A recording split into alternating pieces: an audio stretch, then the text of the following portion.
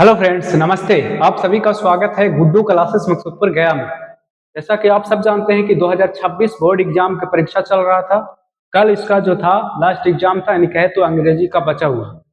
इन यही से मार्क्स बनने वाले हैं स्टूडेंट का। तो स्टूडेंट का फीडबैक जो आया मुझे सुनकर बहुत अच्छा लगा। हर एक स्टूडेंट का फीडबैक यही था कि सर आपका पढ़ाया हुआ हर एक क्वेश्चन बोर्ड एग्जाम में लड़ा है, हर एक क्वेश्चन एग्जाम में लड़ा है।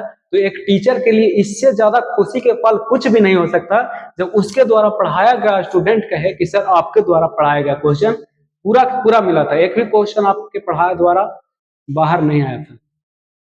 तो आप सब जुड़िए और गुड्डू क्लासेस से अगर आप भी देने वाले हैं एग्जाम तो जुड़िए और तैयारी को कीजिए और बेहतरीन कीजिए। बाकी आज हम लोग करने वाले हैं बिहार बोर्ड मैट्रिक परीक्षा 2027। जो भी एग्जाम देने वाले हैं उसके लिए क्लास 10th संस्कृत में चैप्टर नंबर 1 जिसका नाम है मंगलम पाठ।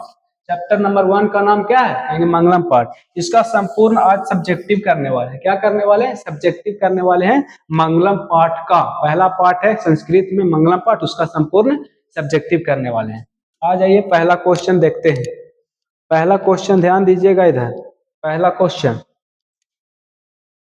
क्वेश्चन कह रहा है कि आत्मा का स्वरूप कैसा होता है, यहाँ कहाँ रहती है, आत्मा का स्वरूप कैसा होता है। तो हम बताए हैं स्टूडेंट्स को कि मंगलम पाठ के आधार पर वेद व्यास जी कहते हैं कि सूक्ष्म से सूक्ष्म और महान से महान आत्मा है, ये स्वरूप है। छोटे से छोटे और महान से महान क्या है? आत्मा है। अब दूसरा क्वेश्चन है कि आत्मा कहाँ रहती है। तो आत्मा हम बताए हैं कि कहाँ रहती है, तो कहेंगे मनुष्य के हृदय रूपी गुफा में विद्यमान है, यानी रहती है। यहाँ आंसर देखिएगा, कह रहा आत्मा का स्वरूप का वर्णन करते हुए कौन कहता है? वेद व्यास जी। क्या मंगलम पाठ को लिखा है कौन? वेद व्यास जी। कि सूक्ष्म से सूक्ष्म और महान से महान आत्मा है जो प्राणी के हृदय रूपी गुफा में रहता है। कहाँ रहता है? तो कहेंगे प्राणी के हृदय रूपी गुफा में रहता है, निवास करता है, रहता है। जिसका रहस्य जानने वाला महान विद्वान जो होते हैं वो शोक रहित हो जाते हैं। क्या हो जाते हैं? शोक रहित हो जाते हैं। ये क्वेश्चन पहला था जो बहुत बार आया एग्जाम में। आत्मा सूक्ष्म से सूक्ष्म और महान से महान है, मनुष्य के हृदय रूपी गुफा में विद्वान है, यानी रहती है।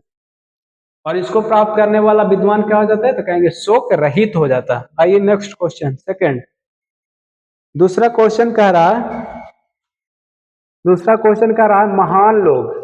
क्या कह रहा है? दूसरा क्वेश्चन कह रहा है महान लोग संसार रूपी सागर को कैसे पार करते हैं। महान लोग जो होते हैं उस संसार को कैसे पार करते हैं या मृत्यु को कैसे पार कर देते हैं। दूसरा तरीका है कि विद्वान लोग मृत्यु को पराजित या पार कैसे कर जाते हैं।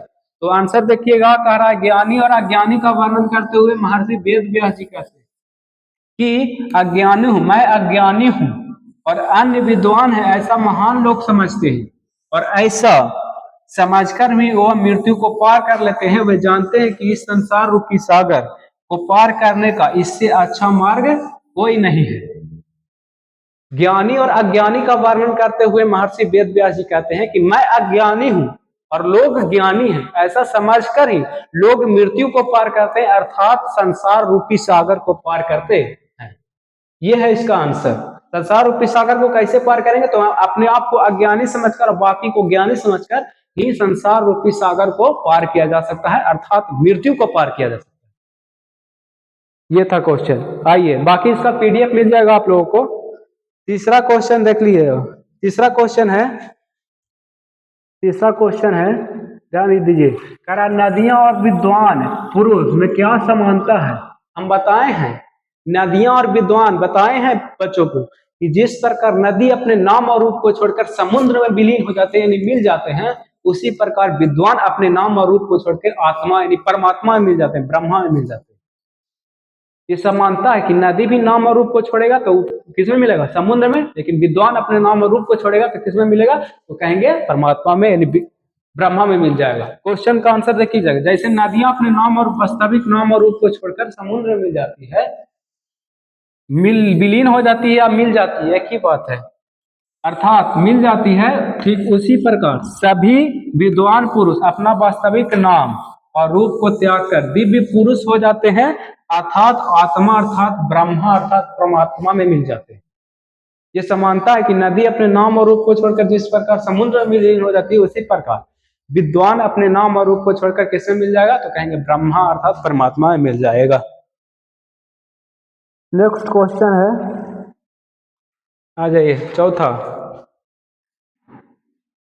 चौथा है, कह रहा है कि मंगलम पाठ का वर्णन 5 वाक्यों में दें। मंगलम पाठ का 5 वाक्यों में परिचय देना। तो मंगलम पाठ हम बताएं कि मंगलम पाठ, इस पाठ में 4 नहीं कहेंगे, कहेंगे 5 मंत्र है। कितना मंत्र है? तो कहेंगे 5 मंत्र है। क्रमशः ईशावास्य, कंठोपनिषद, मुंडकोपनिषद और श्वेताश्वर नामक उपनिषदों से लिया गया है। मंगलम पाठ में कहेंगे 5 मंत्र है, जो श्वेताश्वर उपनिषद, कंठोपनिषद, मुंडकोपनिषद और पहला ईशावास्य उपनिषद, कंठो, मुंडको और श्वेताश्वर उपनिषद से लिया गया है। उपनिषद से लिया गया है, से संकलित है। कह रहा है वैदिक साहित्य के विरुद्ध विशुद्ध आध्यात्मिक ग्रंथों के रूप में उपनिषदों का महत्व है।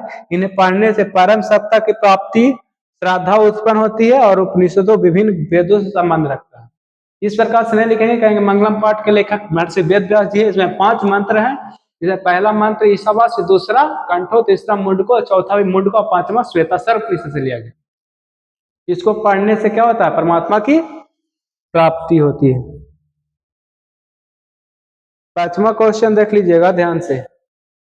5वां क्वेश्चन कह रहा है कि मंगलम पाठ के आधार पर सत्य की महानता पर प्रकाश डाले। सत्य की महानता पर प्रकाश डालना, तो हम बताएं सत्यमेव जयते नानृतम, सत्य की जीत होती है, ना कि असत्य की। यानी मंगलम पाठ में महर्षि वेद व्यास जी सत्य के बारे में वर्णन करते हुए कहते हैं कि सत्य की जीत होती है। किसकी जीत होती है? सत्य की जीत होती है, ना कि असत्य की। और सत्य से ही देवलोक का रास्ता खुलता है। सभी ऋषि मुनि लोग सत्य के मार्ग पर चल के ही देवलोक को प्राप्त करते हैं। कहेंगे सत्य का वर्णन करते हुए महर्षि वेद व्यास जी कहते हैं कि सत्य की ही जीत होती है, ना कि असत्य की। सत्य से ही देवलोक का रास्ता खुलता है और ऋषि मुनि लोग सत्य के मार्ग से ही चलकर देवलोक को प्राप्त करते हैं। और सबसे बड़ा खजाना भी पूछेगा तो कहेंगे सत्य है। क्या है? सत्य है। तो ये था पहला चैप्टर का सब्जेक्टिव क्वेश्चन, जो बेहतरीन क्वेश्चन था। अगर आप भी पढ़ना चाह रहे हैं इसी प्रकार से थ्योरी, पहले पीवाईक्यू सब्जेक्टिव, उसके बाद ऑब्जेक्टिव, तो आप भी जुड़ जाइए गुड्डू क्लासेस से और तैयारी को बेहतरीन कीजिए। 8521999750 पर संपर्क कर लीजिए और जुड़ जाइए, तैयारी को बेहतरीन कीजिए। ये था इसका ऑब्जेक्टिव और सब्जेक्टिव। जुड़िए और तैयारी को बेहतरीन कीजिए। जय हिंद, नमस्ते।